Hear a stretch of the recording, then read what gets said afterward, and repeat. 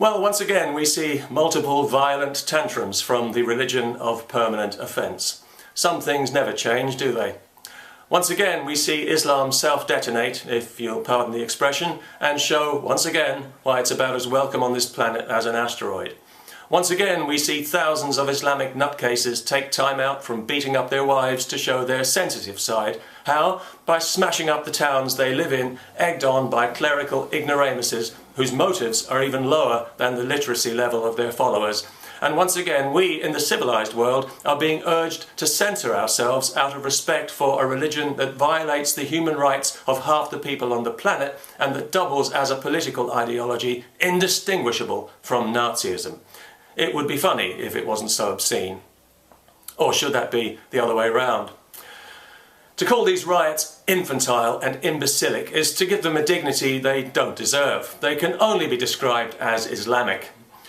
Let me get this straight. We're supposed to show tolerance and respect for a religion that doesn't know the meaning of either word and goes out of its way to prove it every day. We're supposed to amend our values to accommodate a religion that accommodates nothing and nobody. Dream on, people. It's not going to happen.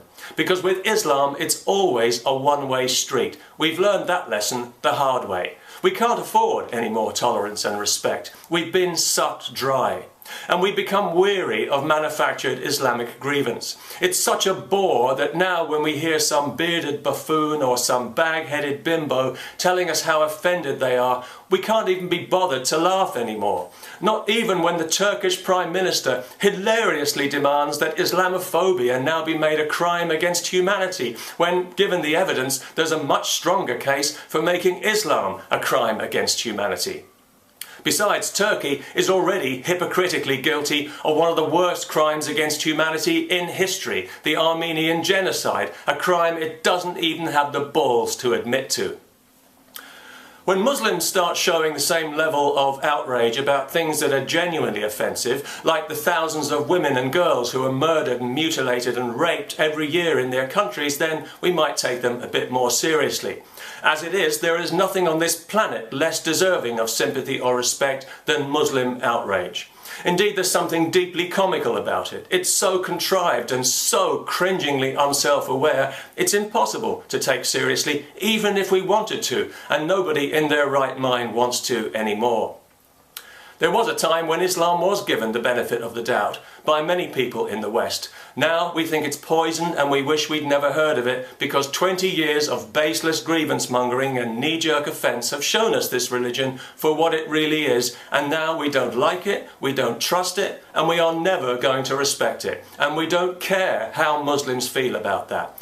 Everything's an insult to this religion. Everything causes offence. Well, nobody gives a damn anymore, people. You've done it to death. You've killed the goose that laid the golden egg. So now, if you're an offended Muslim, go stick your head in the oven for all we care. And if you think that if you keep up the violence, the West will eventually cave in, it's not going to happen. Even if the politicians want it to, the people won't allow it. We'll carry on speaking our minds openly and freely because it's our birthright and it can't be taken away from us. It can only be given away. And we are giving Islam nothing because Islam gives us nothing. It's a religion permanently on the take.